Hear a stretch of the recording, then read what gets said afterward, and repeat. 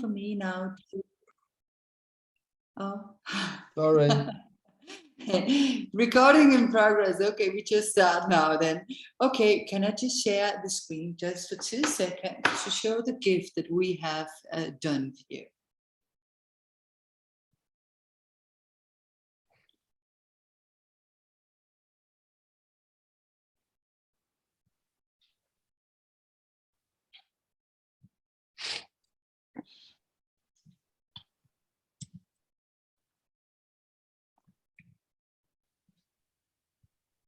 So we are now arriving at this SF6. And SF6 is actually its name because we have tried to create this place and this space for connecting 6 continents. So this is for co-constructing for, from, and between the 6 continents. So this is actually a page we can all go into. It is... let me try to scroll down here. It is actually, for those who've not seen it yet, it is a map. And in this map, we have all kind of things. What is so interesting here is that we can, first of all, see how all the dots, with the dots, we can see how we expand around the world. We can also put ourselves on the map. So if we go on the map, we can just click just right here and we can go into the map. And here we can contribute with this vision of where solution focus is practiced and in what settings. We can also discover the practice and practitioners that we didn't know of. We can share ideas and practice that have inspired us in the world. We can see that just in a minute. We can see how people are sharing links and ideas and signs of change that I already see. We can also comment. So if we've seen something very interesting when people put it on the map and we would like to comment on it, we could actually just go up and start commenting here, where we could say, okay, maybe there's somebody in Finland that's saying, oh, I would like to see solution focus pop up in this and there. And then maybe here in Mexico, we are actually doing that already. So I can go and I can write and say, oh, you know, you guys in Finland, we are already doing this here in Mexico. So this is a place where we could really start to co-construct in a different way. Of course, now we're also co-constructing. All the conferences that we have and what we do together is also part of co-constructing. The difference is that usually we do it once a year, or maybe we do it 2 times a year. And this is for every day. This is something that we could do on the same thing and construct on the same thing on the same time. And in this part, we have actually also, for every continent, every handover, we have small surprises made from people who have really inspired us during the years. And every handover, we have new voices, new pioneers saying different messages. And I think it's very important that we could just explore a little bit more. For the exercise we're going to do in a minute, we could just explore a few of them. And I think the first one we could start with, that is actually meant for you in this part between Americas and, oh, we can see that here it pops up, and that is Chris, a message. Sometimes it takes a little bit of time because there's so many things on with the Zoom and everything. Yeah.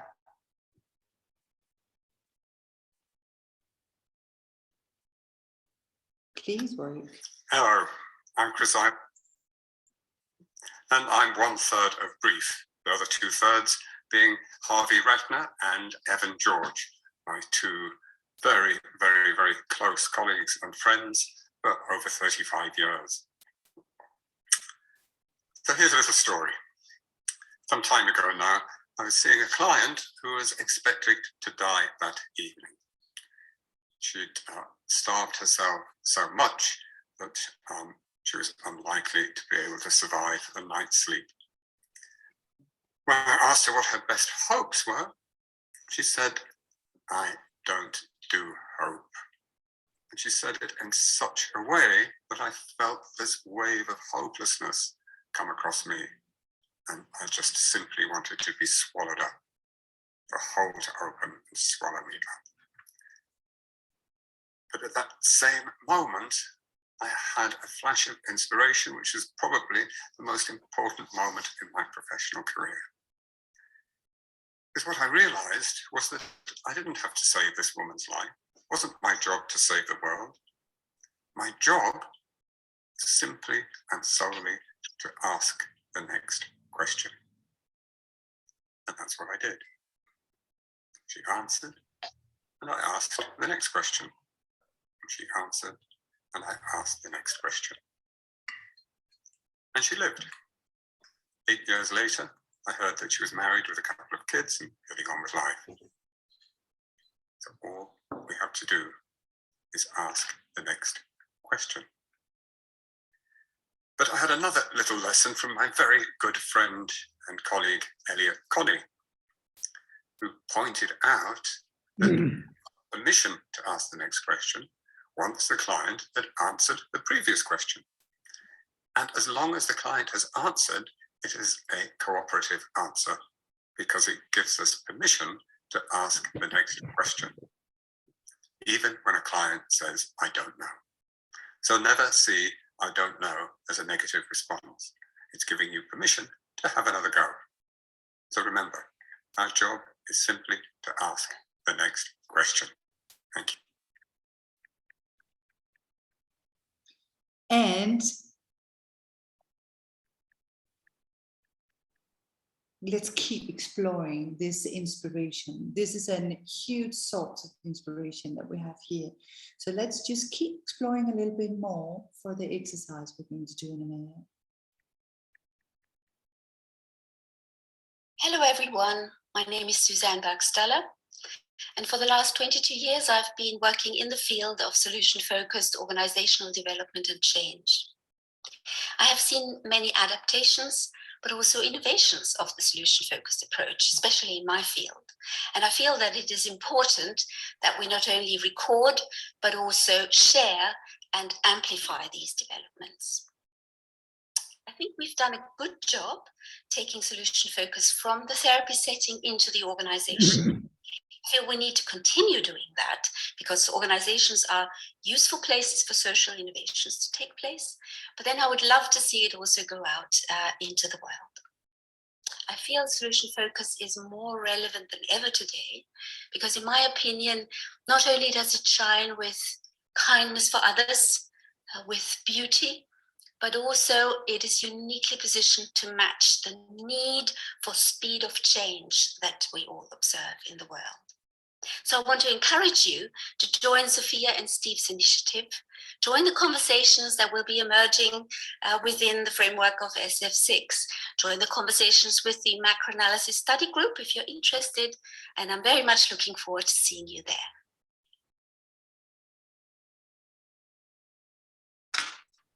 And we have collected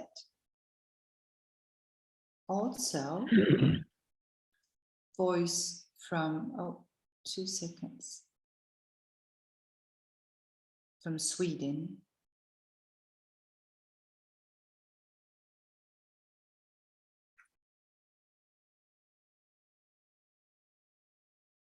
Hello everyone, my name is Jonas Wells. I live and work in Sweden. Been acquainted with solution focus for roughly 20 years, introduced to it by Eva Persson and Björn Johansson way back. But I've met many friends since then and learned from so many people, countless. This is a great community, love it. And I've learned so much. It's had a real impact on my work and my learnings and my life and the way I am. I work as a coordination manager and the collaborative efforts of 6 public sector organizations, and work to be of better service to people with coordinated needs, with many diagnoses or trouble finding work or suffering from mental health. These are tough issues and tough conversations that they want to develop, and I help them do that. We do that primarily by working solution focused and both training and working with and we do lots of trainings and follow-up trainings and system-wide across these 6 organizations, joint work.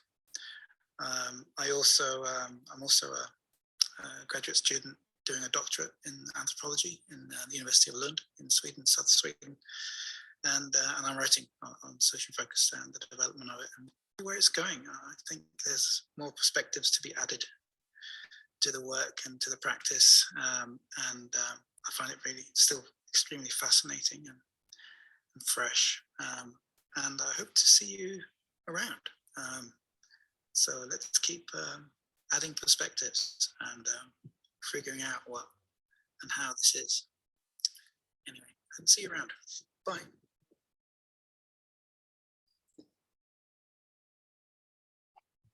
And let us also hear a voice from Italy.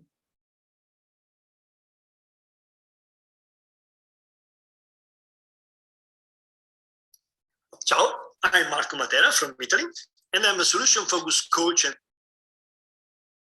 short video. Oh.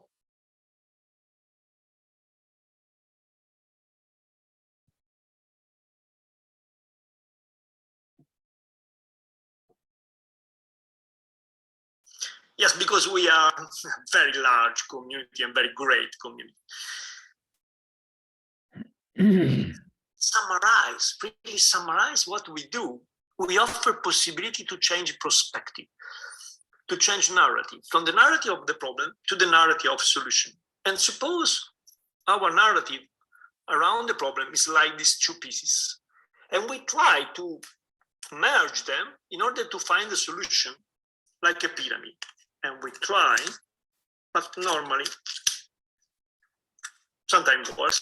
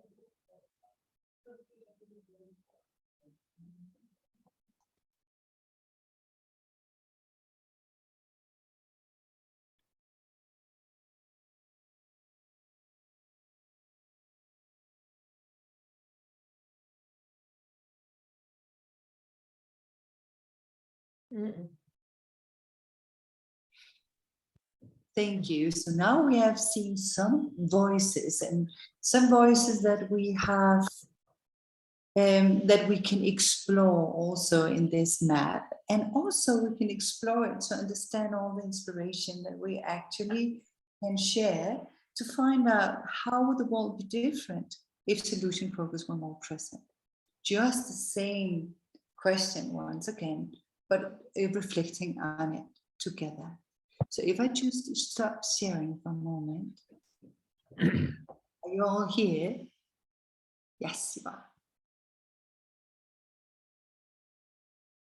Let's try to make a small exercise and think about the things that we have seen in relation to this map, things that we have seen during maybe this conference, things that have popped up in relation to how would the world be different if solution focus were more present, and where do we see signs of it? I would like to ask just one question, and that question, whatever pops up, if we can share that, always starting the sentence with, oh, what I just heard inspires me too. So this is the question.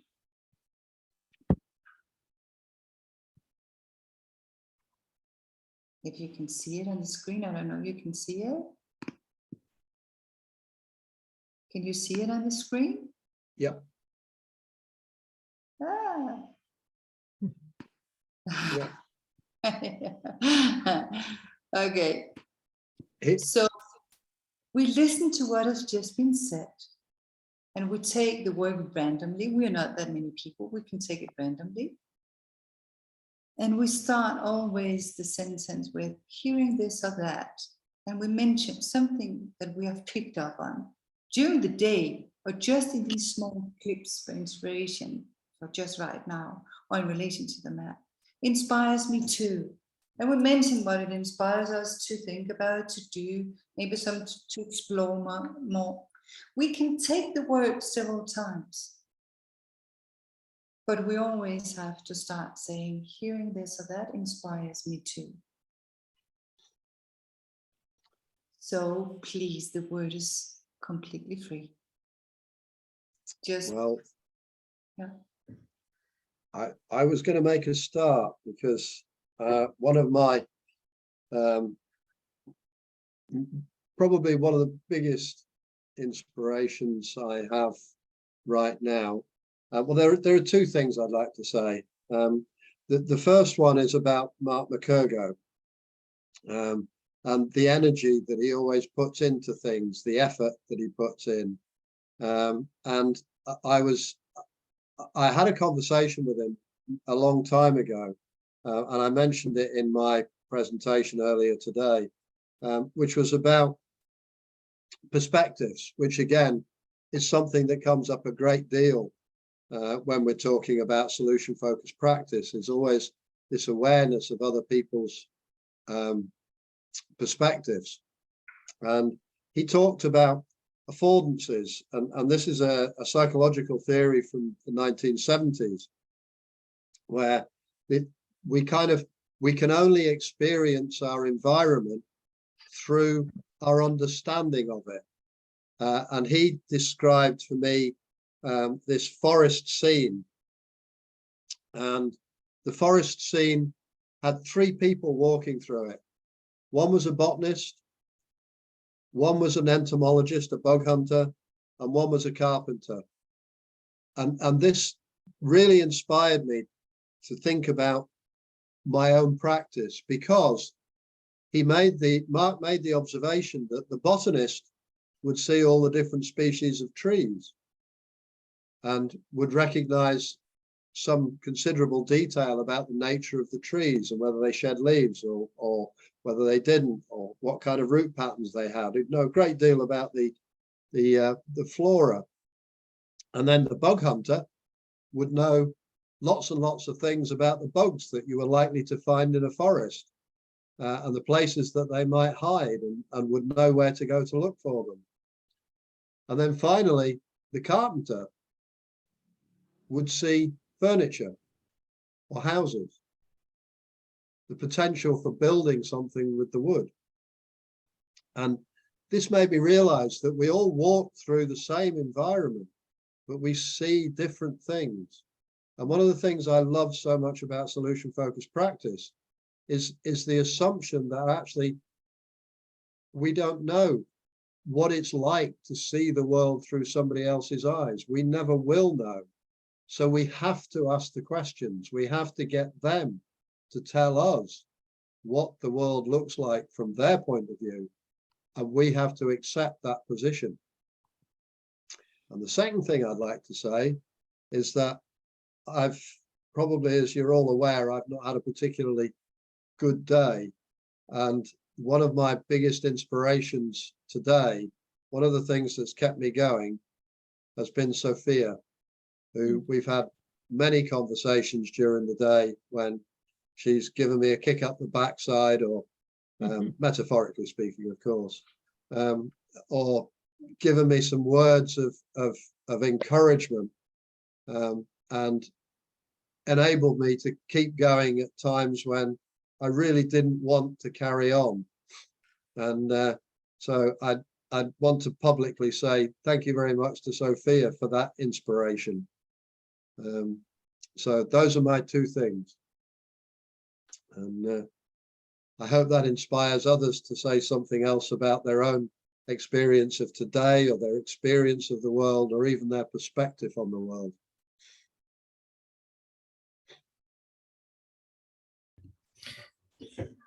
Well, should I go? Yeah. Yeah, we just remember that we start with the thing that what I've just heard or what I have seen, this and that, inspires me.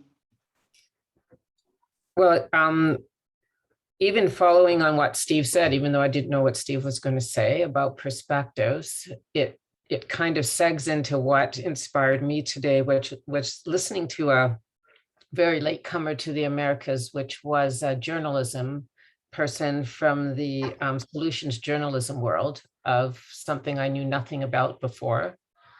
And she gave us a talk. She gave us a quiz about how many people do you think is overcrowded? How many children are dying of this? All of those horrible statistics. And I got one right. And she said, hardly anyone gets anything right because she said, we only get what's wrong with the world. We don't hear the things that are going well. And solutions journalism is telling us what's already being done. And they're very strict about what they present. And it was really interesting to listen to kind of different versions of stories. She showed us news stories about things that are not evidence-based and are kind of muckraking a bit, and then telling us about the kinds of things that solution journalism does in order to present the world with what is being done, not just with everything that is going badly in the world. So I just thought that was so interesting. She talked about what isn't solution journalism, what is, and what different solution journalism can make to people feeling that they have some purpose in the world and that they can actually make a difference. So I found that very inspiring. And we're going to put her on the map, put their organization on the map.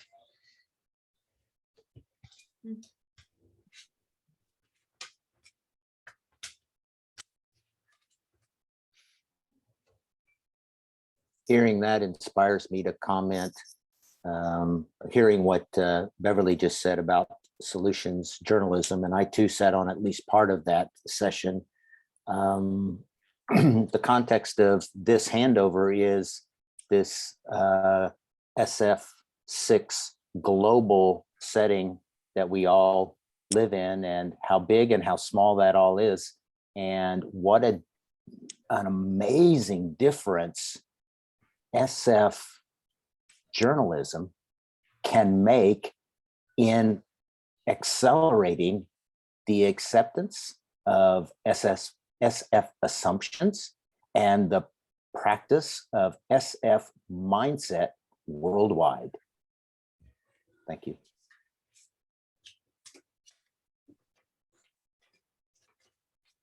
That inspires me, what you were just talking about, the enormous potential of journalism, solution-focused journalism. That's just, wow, I really think that has a huge potential.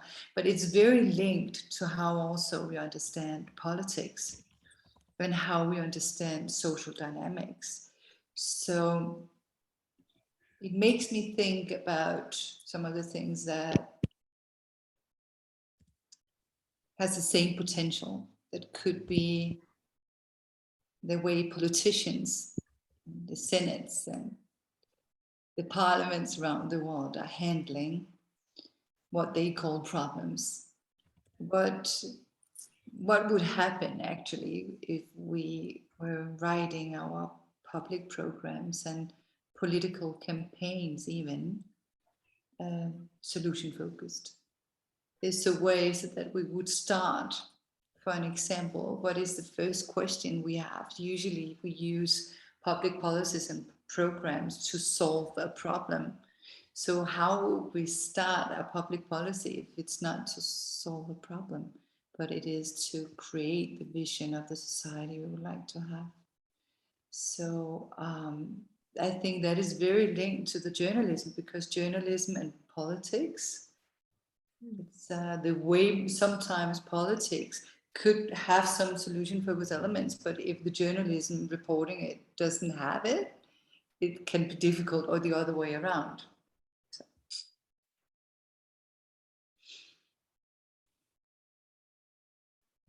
Can I speak?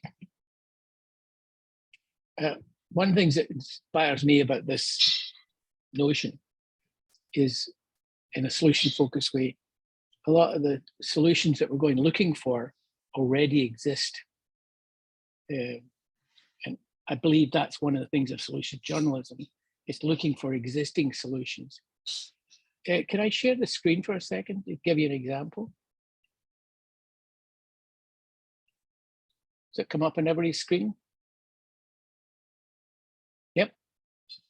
I was in doing some work with Mariela Castro, daughter of then Raul Castro in Toronto with LGBTQ.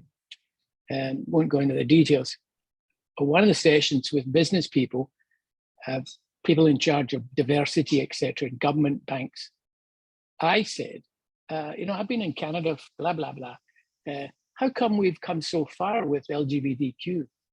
And this senior executive from a bank said, well, you have to learn to go this way. Activism, advocacy, regulation, tactics, and socialize. And what was really important was, from other worlds, digital, etc., projects, the last thing you have to do and not forget is to socialize it. And so this whole chain that she presented makes so much sense. The issue is, the other issue is, you may be further down the chain than you think. You may already be doing policy, whatever. This was done 25 years ago, and it evolved over time into this. So that would be the point that excites me about this project we're talking about, is being an archaeologist and digging up stuff that already works.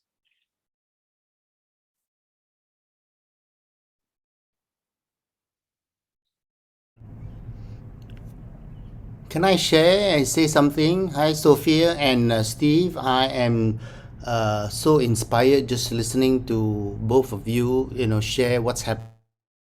This is Singapore time, about 8:45 a.m. And just witnessing the initiative being put into action itself, right, is already a testimony that things will only work and we will only see progress if we take action. So I'm inspired, to take massive action, and I can simply just implement the little steps that you have introduced. So after every workshop, we can always ask people, having learned, what you have learned today, what is it that you are prepared to go out there and experiment or do something, right? Start with the low-hanging fruits. So thank you so much for demonstrating, this initiative to action thing. Yeah, I'm encouraged.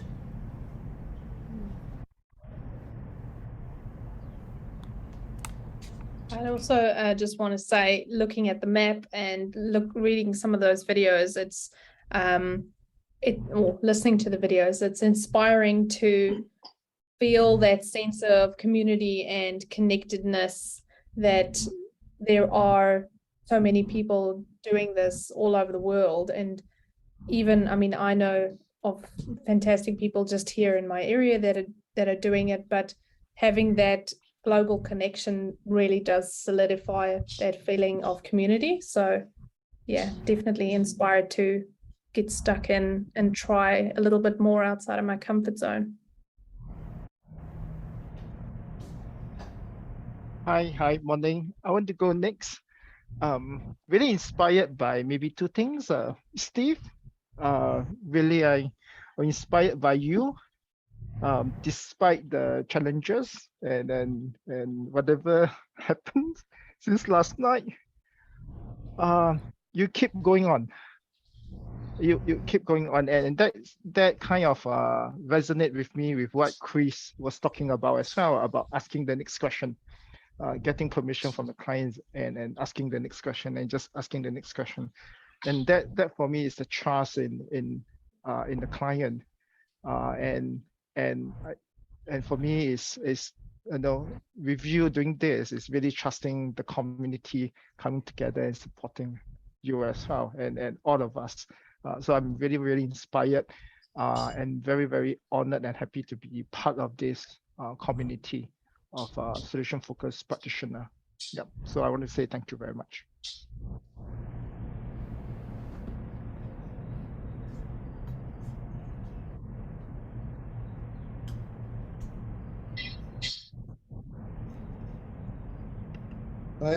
If I may just jump in for a second, there was something on Alan's graphic and something that Edwin's just said that's triggered an aphorism, a little saying off in my mind that really does kind of reflect for me what solution-focused practice is like. And I often refer to this. It's actually stuck on the wall opposite my the place where my clients sit, and it is: pride is concerned with who is right, humility is concerned with what is right. And it's always there in my mind that in order to be humble, I always have to ask the next question. I always have to assume I don't know, rather than assuming that I do know. So those are two things that just came out of things I've been listening to in the last few minutes.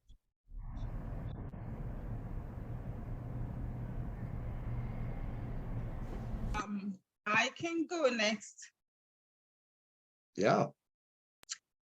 I thank you to the organizers of this SF24-22. Just the idea that this is happening, I'm super inspired by it. And I'm so grateful to, where this started from, where it is today, and where it is going. The way solution focus has been unfolding, the resistance that it has experienced from the professionals who had the experiences and the skills and were really, really grounded in what they did and did not necessarily openly embrace solution focus when it started to show its head. And how sometimes we, because of the environment and the space that we are, how we may be tempted to doubt ourselves in terms of the efficacy of solution focus. But to be here, to see this, to experience this connection with globally, it's just so inspiring. It's just an encouragement to say, to keep going, because it's almost like you can see solution focus as a flower blooming, in just opening up, in just taking space in a way that's just beautiful. Thank you. Thank you so much. And just hearing this from what you just said, Alayinka, is actually maybe this magic of what we do. As Mark Kirker also says, that when we keep putting attention to what we want to do, we are stretching the world long enough to see something that we couldn't see before, right? And many times then the world goes back again, but we have had this vision for a fragment of time, and that makes us act differently. So perhaps that is a little bit the same magic with the flower opening, that we know that at the night time it will close again a little bit and it will open up in the morning. So that was the image I had together, that this stretching, expansion, closing and opening all the time with what we do with the solution-focused questions. So we are almost at the end, and we have just sensed this fragment of magic created when we co-construct between continents and we share signs of change. And it is a never-ending source of inspiration where our interactions stretch the world. And I just love this image, thinking about that tomorrow we'll wake up and we will be thousands and thousands of solution-focused practitioners again, making solution-focused questions in every part of the world. But now we can also keep doing it together. We don't have to wait till the next conference or the next event or till the next SF24. We can do it also more.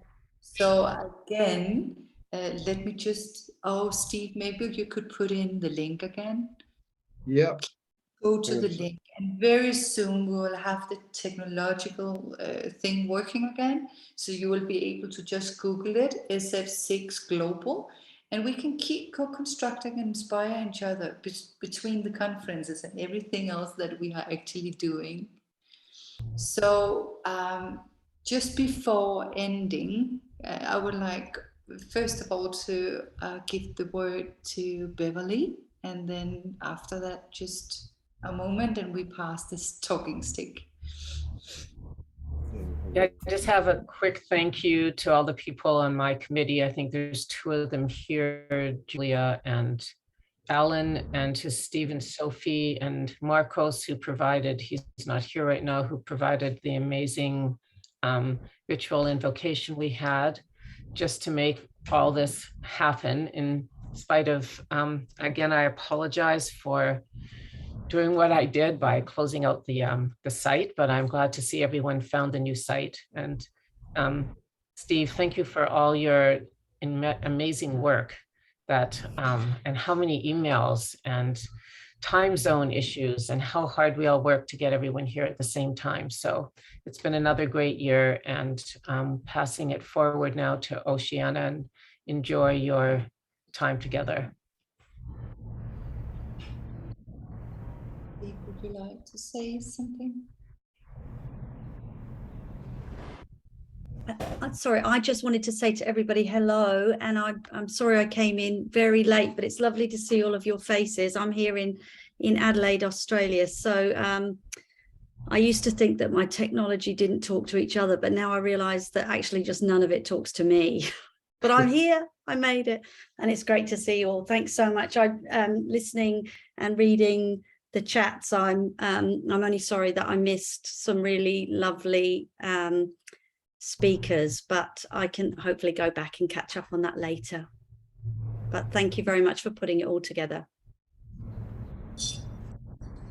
Thank you, Sally.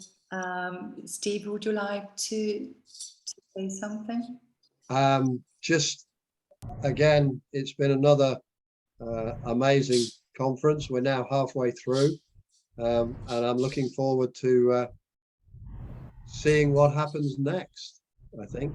And thank you to all of you who, whether you're up in the middle of the night or the middle of the day, or whether it's late evening or early morning, it's really quite strange to think that all these different people on here are probably experiencing a different time of day. And that's quite weird when you think about it. So thank you all, whatever time of day it is.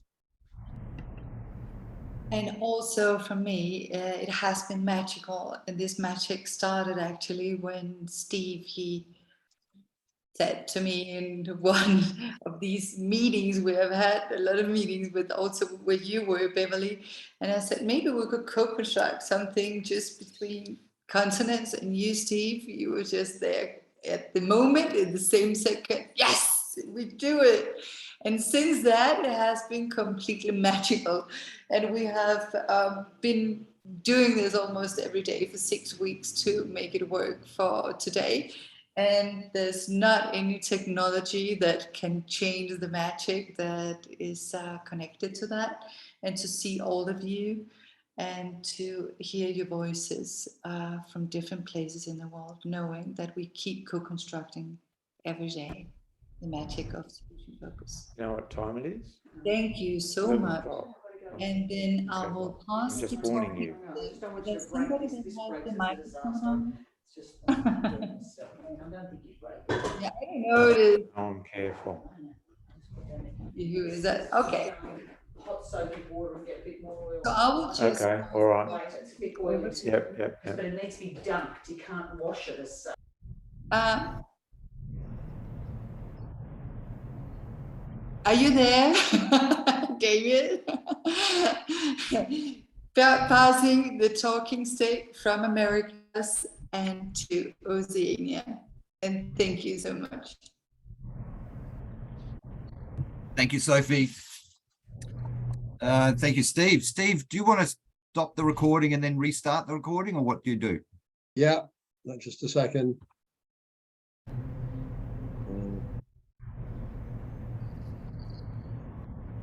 I don't know how to do it now. Oh, hang on a minute. I'm not host.